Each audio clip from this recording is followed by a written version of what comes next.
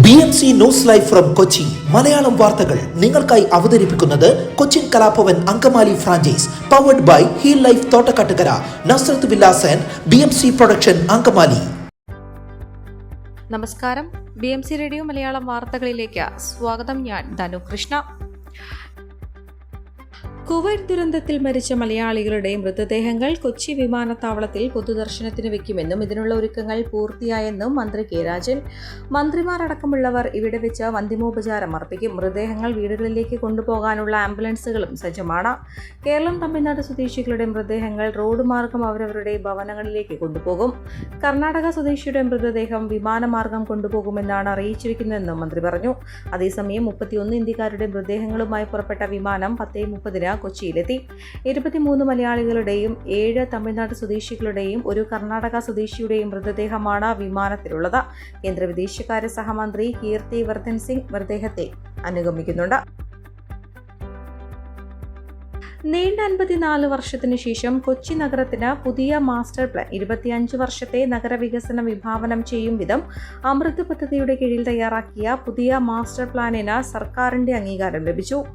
ഇത് സംബന്ധിച്ച സർക്കാർ വിജ്ഞാപനം ഉടൻ പുറപ്പെടുവിക്കുകയും അന്നു മുതൽ പുതിയ മാസ്റ്റർ പ്ലാൻ വ്യവസ്ഥകൾ ബാധകമാവുകയും ചെയ്യും.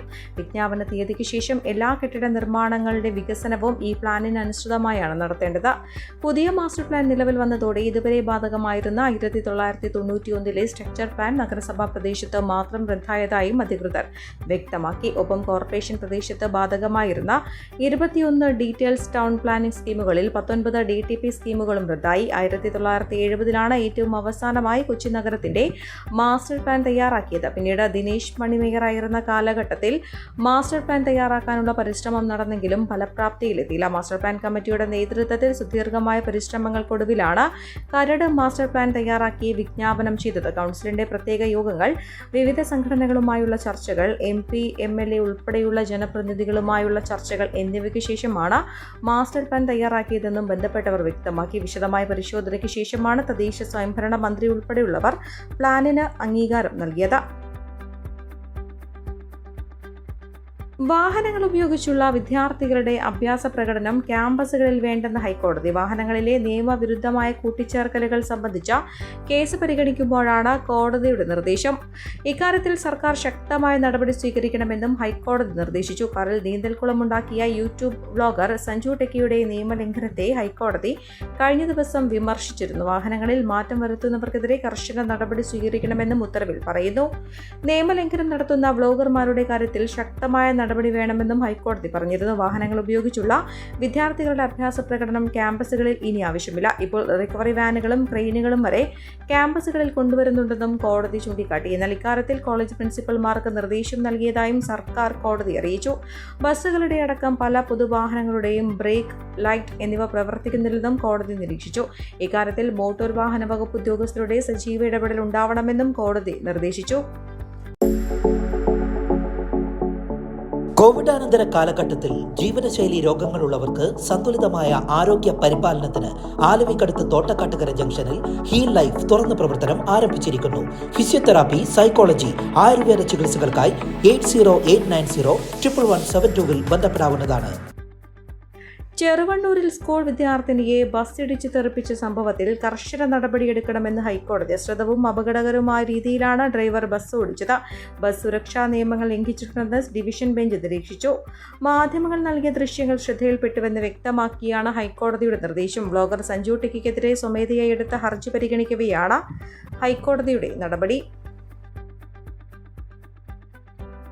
പെരിയാറിൽ രാസമാലിന്യം ഒഴുക്കിവിട്ടത് മൂലമാണ് മത്സ്യക്കുരുതി ഉണ്ടായതെന്ന് കണ്ടെത്താനായിട്ടില്ലെന്ന് നിയമസഭയിൽ വിശദീകരിച്ച മുഖ്യമന്ത്രി യാഥാർത്ഥ്യങ്ങൾ മറച്ച് കണ്ണടച്ചിരുട്ടാക്കുകയാണെന്ന് വരാപ്പുഴ അതിരൂപത സേവ് പെരിയാർ ആക്ഷൻ കൗൺസിൽ ആരോപിച്ചു. യാഥാർത്ഥ്യങ്ങൾ വെളിച്ചത്ത് കൊണ്ടുവരാൻ സ്വതന്ത്ര ഏജൻസിയെ കൊണ്ട് അന്വേഷണം നടത്തിയ റിപ്പോർട്ട് പ്രസിദ്ധീകരിക്കണം. മത്സ്യക്കുരുതിയെക്കുറിച്ച് പഠിച്ച കുവോസിന്റെയും ഫിഷറീസ് ഡിപ്പാർട്ട്മെന്റിന്റെയും റിപ്പോർട്ടുകൾ പരിഗണിക്കാതെ മലിനീകരണ നിയന്ത്രണ ബോർഡിന്റെ തെറ്റായ റിപ്പോർട്ട് മുഖ്യമന്ത്രി തൊടാതെ വിഴുങ്ങുകയായിരുന്നു. ഇതുവഴി ഫിഷറീസ് വകുപ്പ് ശുപാർശ ചെയ്ത 13 കോടി രൂപ പോലും മത്സ്യകർഷകർക്ക് കൊടുക്കാതിരിക്കാനുള്ള ആസൂത്രണമാണോ എന്ന് സംശയിക്കേണ്ടിയിരിക്കുന്നു. മഞ്ഞുമരനും പുറപ്പള്ളിക്കാവിലും ബണ്ട് തുറക്കുമ്പോൾ ഉണ്ടാകാത്ത മത്സ്യക്കുരുതി പാതാളം ബണ്ട് തുറക്കുമ്പോൾ മാത്രം എങ്ങനെയാണ് ഉണ്ടാകുന്നതെന്ന് മുഖ്യമന്ത്രി വിശദീകരിക്കണം. മത്സ്യകർഷകർക്കുണ്ടായ മുഴുവൻ നഷ്ടങ്ങളും കണ്ടെത്തി അവർക്ക് നഷ്ടപരിഹാരം നൽകണമെന്നും യോഗം ആവശ്യപ്പെട്ടു. Action council chairman father Sebastian Koottungal അധ്യക്ഷത വഹിച്ച യോഗത്തിൽ father Yesudas Pazhampally, advocate Sherry J Thomas, father Vincent Naduvilaparambil, Baiju Antony, Anson Alappatt, Roy Palayathil എന്നിവർ പ്രസംഗിച്ചു.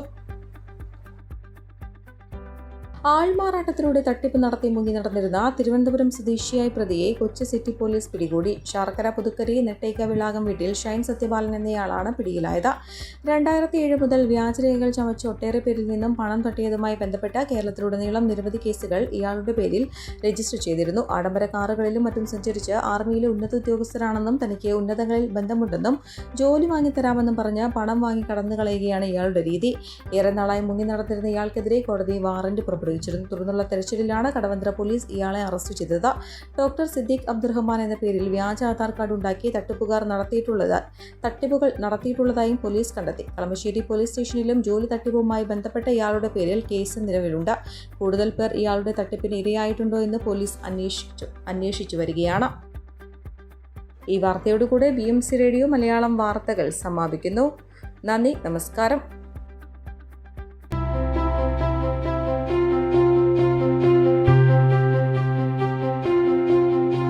അങ്കമാലി പ്രദേശത്തെ കലാവിദ്യാർത്ഥികൾക്ക് സുവർണ അവസരം. ലോക പ്രശസ്ത കലാവിദ്യാലയമായ കൊച്ചിൻ കലാഭവന്റെ അങ്കമാലി ഫ്രാഞ്ചൈസി കരയാമ്പറമ്പിനടുത്ത് എളവൂർ കവലയിലുള്ള സ്പ്രിംഗ്ഫീൽഡ് കെട്ടിടത്തിൽ പ്രവർത്തനം ആരംഭിച്ചിരിക്കുന്നു. Classical dance, cinematic dance, Carnatic music, Zumba dance എന്നീ വിഷയങ്ങളിൽ പ്രഗത്ഭരായ അധ്യാപകർ ക്ലാസുകൾ നയിക്കുന്നു. കൂടുതൽ വിവരങ്ങൾക്ക് ബന്ധപ്പെടുക 9995208614.